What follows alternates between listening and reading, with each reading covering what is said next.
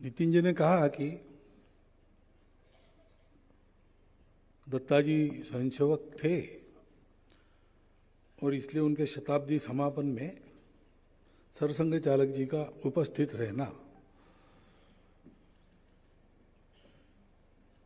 लेकिन सरसंघ चालक तो मैं अभी हूं।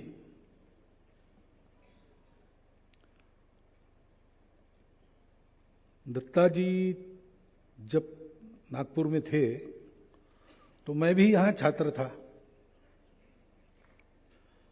बाद में नागपुर का प्रचारक इस नाते आया तो 14 साल, उसमें से बहुत सारे संबंध दत्ता जी एक हमारे ज्येष्ठ कार्यकर्ता, इस प्रकार से उनके साथ संबंध आया। और इसलिए जो गुणवत्ता उनकी यहाँ पर वर्णित हुई है वक्ताओं के द्वारा, उन सब का प्रत्यक्ष अनुभव मैंने भी लिया है।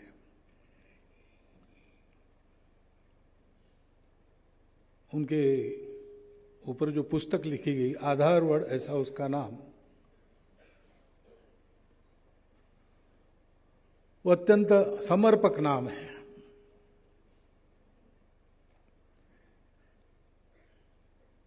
निश्चयाचा महामेरू, बहुत जनांसी आधारू, अखंड स्थितीचा निर्धारू, श्रीमंत योगी।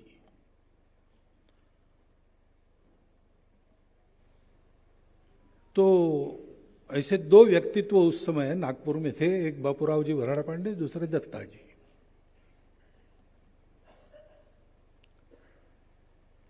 और इसलिए एक एक व्यक्ति के साथ संबंध, अभी दत्ता जी के शताब्दी के निमित्त हम उनका स्मरण कर रहे, बहुत सी बातें उनके बारे में बता रहे। जब दत्ता जी थे और उनके संपर्क में हम सब लोग थे, तब ये बातें मन में नहीं आती थी।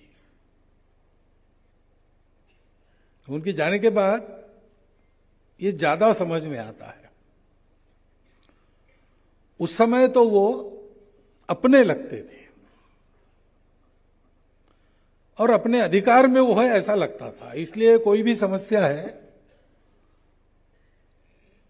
और जाने वाला छात्र हो या बड़ा आयु वाला गृहस्थ कार्यकर्ता हो, कोई भी हो, उनके पास अधिकार पूर्वक पहुंचकर अपनी बात रखता था, सलाह लेता था, सहायता का आश्वासन मिलता था, प्रसन्न और शांत मन का होकर वापस आता था। मुझे भी जब मैं यहां पढ़ रहा था तो मेरे जीवन में भी एक ऐसा प्रसंग आया, कठिन प्रसंग आया। मेरी दृष्टि से कठिन था उस आयु में उस प्रसंग का सामना करना, और थोड़ी हिम्मत टूटने जैसी हो गई थी। तो मुझे मेरे घर से सूचना मिली कि वहां दत्ता जी को मिलो, और मैं एक दिन उनके यहां जाकर बैठा 2-3 घंटा। मेरी हिम्मत वापस आ गई और मैं उस प्रसंग से बाहर निकल आया। ऐसा कितने लोगों का उन्होंने कहा, किया होगा। और इसलिए उनकी एक यहां के छात्र जीवन में पकड़ थी, ऐसा मेरा अनुभव है। हॉस्टल में मैं पढ़ता था, गुरुदक्षिणा उत्सव के लिए उनको बुलाया। पहला गुरुदक्षिणा उत्सव था हमारे हॉस्टल का। 80-90 स्वयंसेवक नहीं थे, नए नए भर्ती किए थे। ऐसे कुछ हमारे कहने के कारण आ गए, कुछ ये क्या नया मामला है देखने के लिए आ गए, ऐसे सब थे। स्वयंसेवक 10-12 होंगे। दत्ता जी को बुलाया था, वो भूल गए, इसलिए समय पर नहीं पहुंचे। तो 5 मिनट राह देख के कार्यक्रम शुरू हुआ। आधा पूजन हो गया लेकिन वो नहीं पहुंचे। तब मैंने फोन लगाया, वो फोन भी उस समय मोबाइल वगैरह था नहीं, तो जहां कार्यक्रम था पास में एक होटल था, उस होटल में फोन था, वहां से फोन किया। तो सौभाग्य से घर में थे, और जैसा ही मैंने कहा कि आप आने वाले, तो उनको ध्यान में आया, भूल गए, तो 20 मिनट में पहुंच गए। परंतु 3-4 उस समय बदमाशी करने में जिनका डंका था नागपुर में, ऐसे भी वहां थे छात्र। उनको ये पता नहीं था कि उस कार्यक्रम में दत्ता जी आने वाले। तो मैं वापस आकर फोन करके आया वापस और बताया कि कुछ कारण देर हो गई, लेकिन 15 मिनट में अपने आज के प्रमुख वक्ता पहुंच रहे, समय न जाए आपका, इसलिए परिचय मैं अभी करा देता हूं। इसलिए मैंने परिचय करा दिया। तो तीनों उठकर जाने लगे। मैंने उनको रोका, तो बोले रे वो दत्ता जी आ रहे, हम नहीं रोकते। तो बहुत मिन्नतवारी से मैंने उनको रोका। ये उनकी धाक थी, और ये धाक यानी उनके इस आत्मीय संबंधों के कारण ही थी। ऐसा उनका व्यक्तित्व था, अजात शत्रु थे, और व्यवहार की शुद्धता जो थी उसके कारण सबके आदर के पात्र थे। अब वो आज के दिन और वो दिन, उनमें इतना फर्क है। आज हम 2 दिन अपने कार्य के लिए देख रहे हैं, विद्यार्थी परिषद का हो, संघ का हो, या हिंदुत्व के विचार से चलने वाले किसी भी संगठन का हो। आज समाज से समर्थन प्राप्त है, सर्वदूर अपने विचार का स्वागत है, इसलिए साधन संसाधनों की कमी नहीं है। लेकिन उस दिन ऐसे नहीं थे। अपने विचार से कोई काम करना और प्रकट रूप से उस विचार का अपने आप को घोषित करना, यानी लोगों के उपहास का पात्र होना, ऐसे ही रहता था। साधन संसाधनों की तो बहुत कमी थी। ऐसे स्थिति में कार्यकर्ता पूरा मनोयोग से सतत काम करता रहे, ये कैसे हो गया? तो ऐसे कार्यकर्ता थे दत्ता जी जैसे। और केवल कार्यकर्ताओं ने सतत काम किया ऐसा नहीं, तो जिनकी छत्र छाया में काम किया उनके सद्गुणों का अनुकरण करके उसी प्रकार से कष्ट सहन करके काम करने की उनकी मानसिकता उन्होंने, कार्यकर्ताओं ने बनाई। क्योंकि आगे आने वाले दिनों में ये बदलने वाला है, ऐसा कोई भी लक्षण उस समय नहीं था। ऐसी कल्पना भी करना हमारे यहां विनोद का विषय होता था। एक गीत हम कहते थे और मजाक से कहते थे, पतवार चलाते जाएंगे मंजिल आएगी आएगी, वो आती कभी नहीं, पतवार ही चलाना पड़ता है। ऐसी अवस्था थी। लेकिन ये सब होने के बाद भी ये सुख की राह नहीं है। इसमें अपमान होगा, उपहास होगा, बहुत कष्ट में जीना पड़ेगा, ये सब है।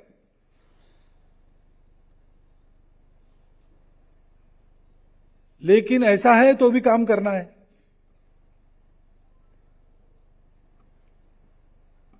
निरंतर उपेक्षा का सामना करना है, सब प्रकार के कष्टों का। कर्मयोग ही अमुची दीक्षा, सत्वाची प्रतिपदी परीक्षा, विपर्यास छल विपदा निंदा, यातुनी योगाभ्यास, ऐसा उस समय का वातावरण था।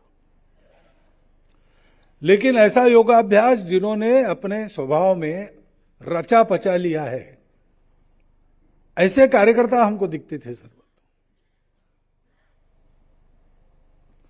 और वो अजात शत्रु है, सबके आधार बनते हैं। इतना ही नहीं तो दृढ़ संकल्प है, सब परिस्थितियों में कार्य नहीं छूटता है। बाकी 2 बातें कम ज्यादा करनी पड़ी जीवन में तो करेंगे, लेकिन इस कार्य को कभी नहीं छोड़ेंगे। इस प्रकार का उनका सब कष्ट सहन करके बाना दिखता था।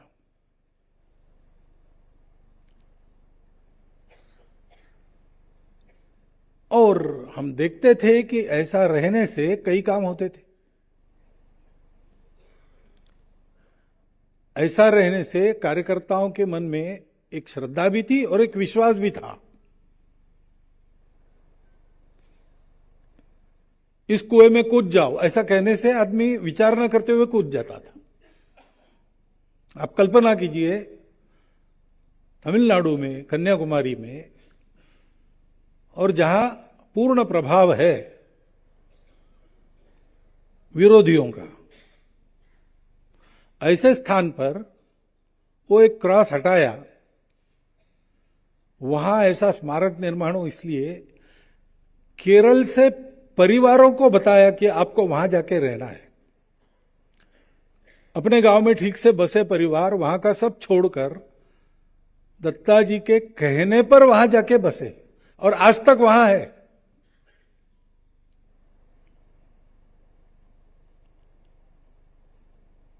केंद्र बनने के बाद एक बार उनको पूछा गया कि जिसके लिए आप लोग यहां आए थे वो तो काम हो गया, तो अब जाना चाहते हो? तो सबने कहा कि हमको बताया था यहां आके रहने के लिए, वो हम काम कर रहे हैं। हम अगर अनुपयुक्त लगते हो तो हमको वापस भेजो, नहीं तो हम तो जो योजना है उसका पालन कर रहे हैं। वहां रह गए। वहां रहने से उनका भौतिक जीवनमान कुछ अच्छा हो गया वगैरह, ऐसा कुछ नहीं है। उल्टा बहुत साहस से सामना करना पड़ा, लेकिन फिर भी रहे और आज भी है। ये जो शब्दों का सामर्थ्य है, वाणी का सामर्थ्य है, वो जीवन के कारण खड़ा होता है। ऐसी कठिन अवस्था में भी काम करके शून्य से एक सृष्टि को खड़ा करना, ये सामर्थ्य उस चरित्र के कारण, उस दृढ़ संकल्प के कारण। एक जीवन निरंतर चलता है, सब परिस्थितियों में जीवन नहीं बदलता। दिशा बदलती है, ऐसा कभी नहीं होता। दशा बदलती है लेकिन दिशा नहीं बदलती। यह जब दिखता है तो उस विचार के पीछे, उस सत्य के पीछे, उस जीवन के साथ समाज की शक्ति अपने आप खड़ी होती है।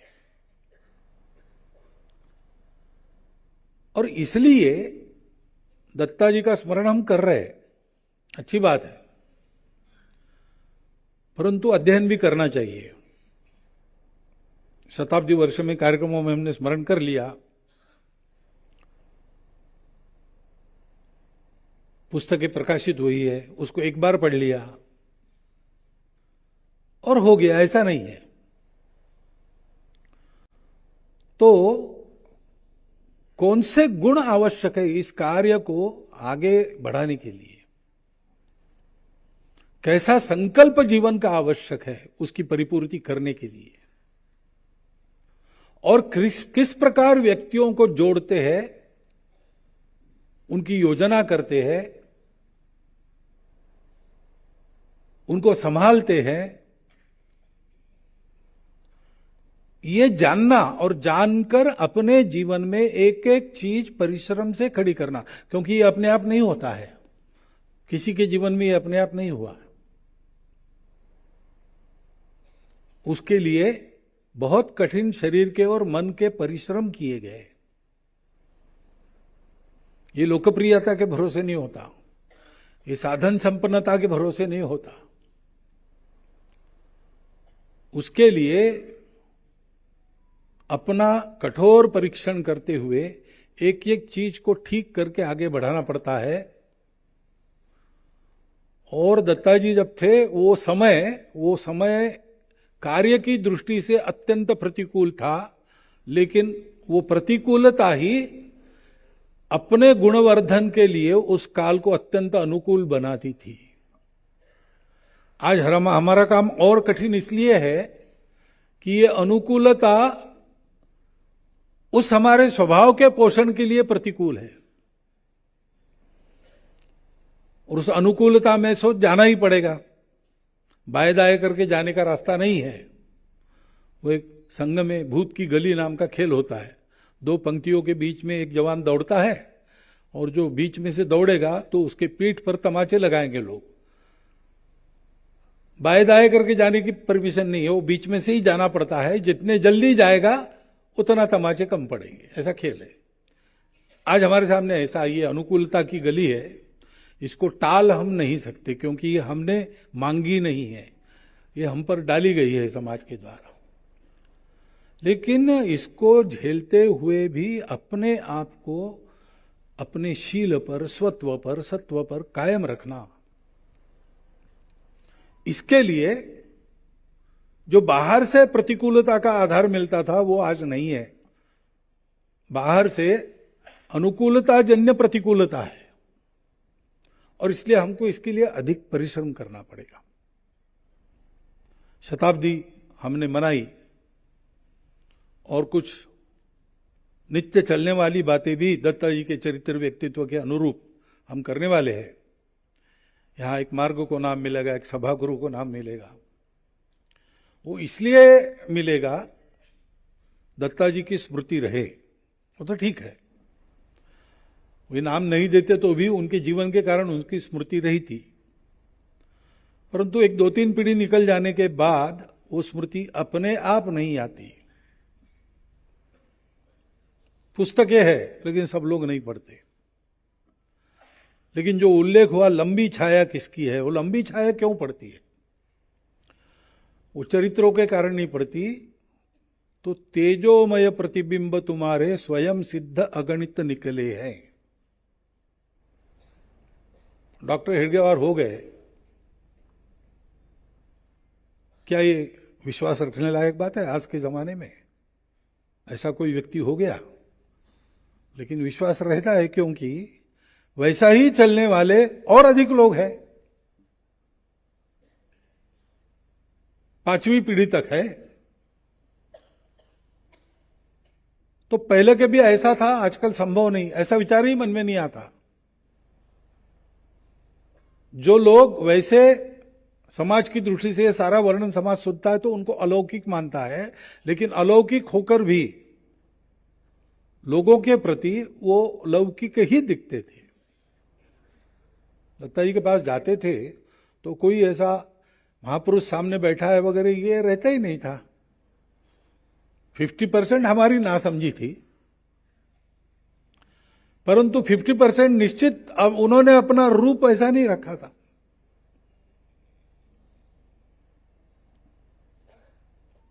तो आराम से अपने मित्र से बात करते ऐसा लगता था, अपने बड़े भाई से बात करते ऐसा लगता था, संकोच नहीं होता था। जो कहा जाता है वो स्वीकार योग्य है ही, ये मन पहले ही बनना रहता था। ऐसे लोग अभी तक होते रहे हैं, इसलिए हमारे लोगों का, समाज का ऐसे हो सकता है, इस पर विश्वास है। और जब तक वो विश्वास है तब तक ऐसे होने का दरवाजा खुला है। अब आगे भी ये दरवाजा खुला रखना, ये दायित्व हमारा होता है। और इसलिए हमको शताब्दी के समापन को अपने संकल्प युक्त प्रयासों का आरंभ मानकर चलना पड़ेगा।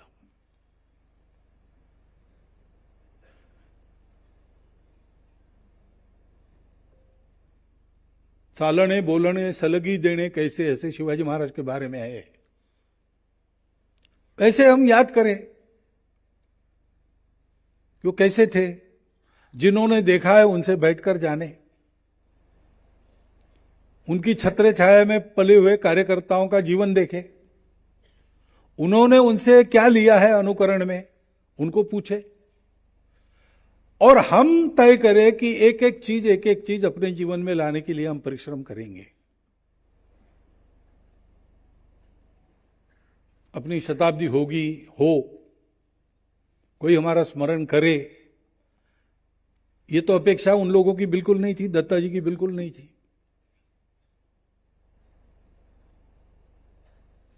वो हमारी आवश्यकता है।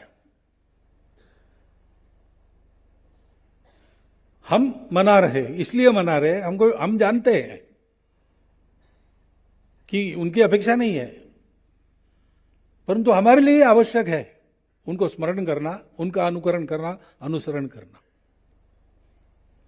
उसका संकल्प लेने का आज का दिन है। वर्ष भर हमने उनकी यादें, उनके स्मरण फिर से खोद खोद कर निकाल कर अपने लिए जागृत किए, पुस्तक रूप में हमारे सामने हाथ में आएंगे। जिन्होंने देखा है उनकी बातचीत से हमको पता चलेगा।